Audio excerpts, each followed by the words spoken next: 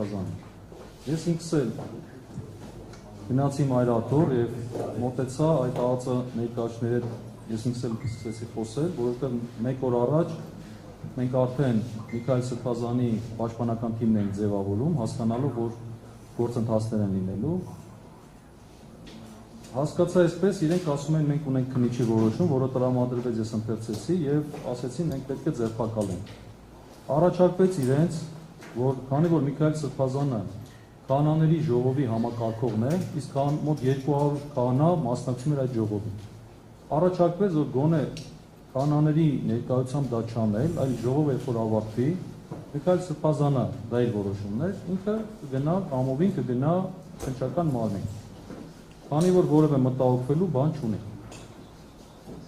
Ազգային անվտանգության ծառայության ներկայացուցիչները չեն համաձայնվել, ասեն ոչ, հիմա պետք է մենք քննիչի որոշումը կատարենք։ Այդ ժամանակ մենք նրանց ասեցինք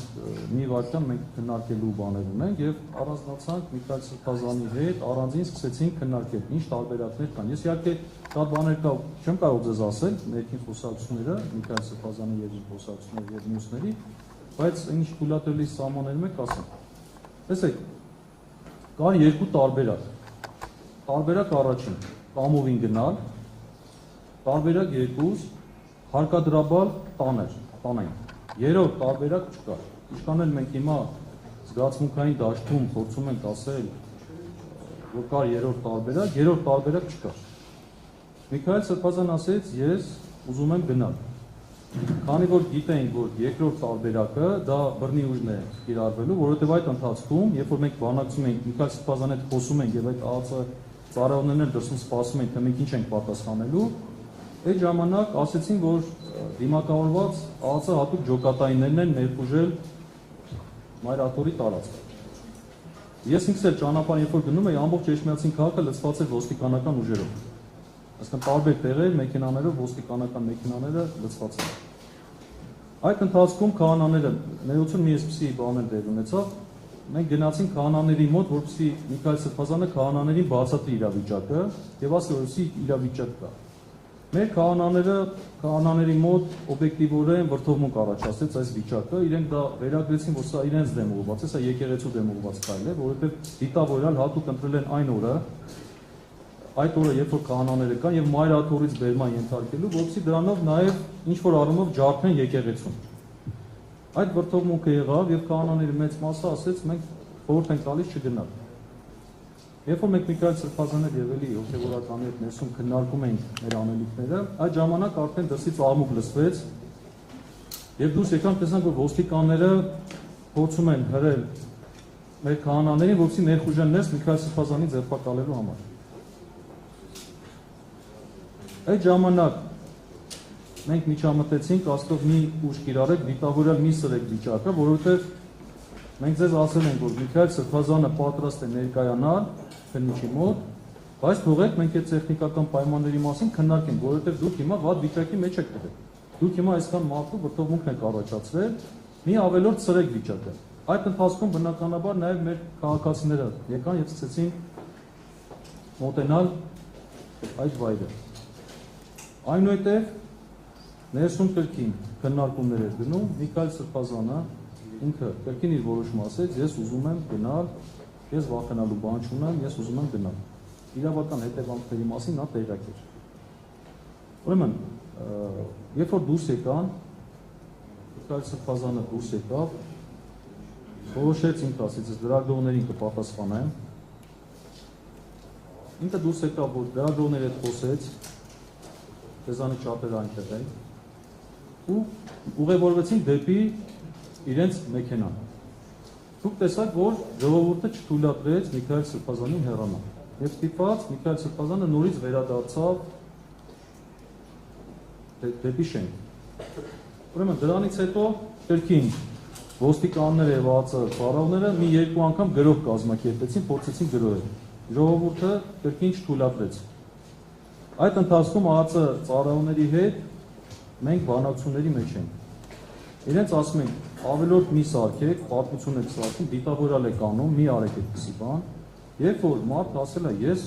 ուզում եմ գամ, ինչու եք նման սր, ինչու եք եկել այստեղ, հենց ժողովրդի առջև ոստիկանական ու ԱԱԾ ձեռուժերով փորձում եք սրել իրավիճակ է։ Միքայել Սրբազանը չի խուսափում գալուց եւ ասել է ես ուզում եմ գամ, արհեստական մի սրել։ Դրանից հետո տեսնելով նաեւ որ իրավիճակը իրոք բարդանում է, ոստիկանության ուժերը ասեցին մենք հեռանում ենք։ Մենք հեռանում ենք, եթե դուք ամովին ուզում եք գալ, ապա մենք հեռանում ենք։ Իհարկե դրանից հետո մենք մտա Ոչ, ի սկզբանե չէին համաձայնվում, ժամը արդեն 10:00-ին եկել ուզում էին տանեն։ Հետո ասին լավ, թող ինքը գա, բայց իհարկե մենք մտահոգություն ունենք, որ կարող են նույնիսկ խաբել, դուրս գալու ժամանակ գան, մեքենայից բռնել, նվաստացուցիչ պայմաններով ձերբակալել, մենք այդ մտահոգություններն ունենք, որ կարող են այդպես անել։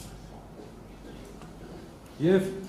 դրանից հետո կրկին փորձ արվեց մեքենան նստելու, նորից չստացվեց, նստեցինք մեքենան, ելի մեր ժողովուրդը չթույլատրեց Սրբազանի գնալու։ Այնուհետև Սրբազանը ինքը ասեց, ես ոտքով կգնամ, ոտքով, ինքնիդ այդպես է, ոտքով ինքը ուղևորվեց դեպի ոտքով քայլեց Էջմիածնի քաղաքի մի հատված, հետո մեքենայով գնացինք քննչական կոմիտե։ Ուրեմն ասեմ, երբ որ մենք հասանք քննչական կոմիտե, ամբողջ ճանապարհին իհարկե մտահոգություն ունենք, որ իրենք կարող են փորձեն ինչ-որ կրկին օպերացիա անել։ Երբ որ հասանք, նույնիսկ փորձեցին գալ եւ Միքայել Սրբազանի ձեռքերը կոմիտեի դիմացը բռնել։ Թույլատրեցին եւ Միքայել Սրբազանը մինչեւ քննիչի սենյակ իր կամքով առանց որևէ մեկի բռնի ուղեկցությամբ չի եղել, ինքը իր կամքով հասել է մինչեւ քննիչի սենյակ։ Եվ երբ որ արձանագրության մեջ իրեն գնում են ձերբակալեցին եւ այլն, հստակ մեր պաշտպանական թիմի կողմից այդ արձանագրության մեջ բուհումը կատարվեց, որ Միքայել Սրբազանը մինչեւ քննիչի սենյակ եկել է կամովի։ Հետո մնացածի հետ կապված արդեն տեղեկություններ ունեք, ինչ տեղ ունեցավ, հայտարարության մասին ձեզ ասեմ, տեսեք։ Ուրեմն Միքայել Սրբազանի, երբ որ ինքը գալիս է դեպի քննչական կոմիտե, ճանապարհին լրագրողները հարց էին տվել, նաև որ ձեր տեխնացության հարցն է քննարկվում որպես վարչապետի տեխնացու եւ նման հարցեր էին ուղղում։ Երբ որ մենք արդեն քննչական կոմիտե, արդեն համացանցում կա տեղեկություն, որ Էդմոն Մարիկյանը առաջարկել է վարչապետի տեխնացու Միքայել Սրբազանին եւ նաեւ որ խմբակցությունը, կարծեմ Հայաստան Դաշնի խմբակցությունը համաձայնվել է եւ այս տիպի քննարկումներ արդեն կար։ Մենք քննչական կոմիտեում կոնֆիդենցիալ զրույցի հնարավորություն ունենք մեր պաշտպանալի հետ։ Դա բոլորը գիտեն։ Մենք 5 պաշտպաններով առանձին Միքայել Սրբազանի հետ առանձին քննարկել ենք մեր անելիքները։ Երբ որ մենք խոսում ենք դրա մասին, այդ մասին էլ խոսեցինք, որ այսպիսի հայտարարություններ կա Սրբազան։ Ու նաև եկեք մի կարևոր բան ֆիքսենք, Ժորժ ջան։ Մեր խնդիրը առաջնահերթ Միքայել Սրբազանի շահերն են, ամենաառաջը, մեր շահերից էլ բարձր իր շահերն։ Հիմա տեսեք, իրեն մեղադրում են, ասում են դուք ռազմական հեղաշրջման, այսինքն իշխանությունը զավթելու կոչերով եք հանդես եկել։ Սրբազանը ասում է, ես այդպիսի կոչեր չեմ արել, ինչ էլ ասել է դա քննադատություն է, դա հիմա դրա մասին մեր գործընկերները ավելի մանրամասն կասեն, եւ զուգահեռ process է գնում, որով ասում են ինքը վարչապետի տեխնացուն է։ Հիմա պատկերացրեք պաշտպանական կողմից։ Կարծես ուզում են դիտավորել կապակցեն, որ հիմնավորեն այս կոչերի տրամաբանական կապը։ Ավելին ասեմ, երբ որ ձեր այդ հարցազրույցի ժամանակ հենց այդ օրը եկեղեցու բակում, երբ որ մեկը հարցեր դուք այսպեսի բան եք ասել, Սրբազանը նույնիսկ այդտեղ կոտրած, այո, ասել եմ, լավ եմ արել, ելի եմ ասում, այդ հատվածը բերել են իրենք դատարան եւ փորձում են ապացուցել, որ ինքը կրկին նույն հանցագործությունը կատարել է որպես կալանքի միջնորդության հիմնավորում։ Այսինքն իրենք ամեն ինչ ֆիքսում են, որ մի բառ փոքրեն եւ օգտագործեն Սրբազանի դեմ։ Դրա համար հենց այդտեղ Սրբազանի համաձայնությամբ, մեր 5 պաշտպանների ներկայությամբ այդ տեքստը կազմվեց եւ այդ տեքստը մենք որոշեցինք հրապարակել, երբ որ կավարտենք ու դուրս կգանք։ Դրա համար, երբ որ մենք իջանք արդեն ներքև, երբ որ ավարտվեց քննչական գործողությունները, երբ որ իջանք, ես իջնելու ժամանակ այն շենքում հրապարակել եմ եւ դուրս եմ եկել սկսել եմ լրագրողների հետ խոսել։ Սա էլ հայտարարության հետ կապված, որի մասին ձեր հարցերի միջոցով արդեն ավելի, եթե ինչ-որ այդ տեսակետից եք ուզում խոսել, կխոսենք։ Ավարտեմ նոր, ես խնդրեմ ավարտեմ։ Հիմա պարոն Սարգսյանը կներկայացնի արդեն հիմնավոր կասկածի հետ կապված հարցը, այնուհետև մեր մյուս գործընկերներ եւ վերջում կանցնենք հարցը։ Ամենակարևոր հարցը, որ պետք է անդրադառնանք, ընդհանրապես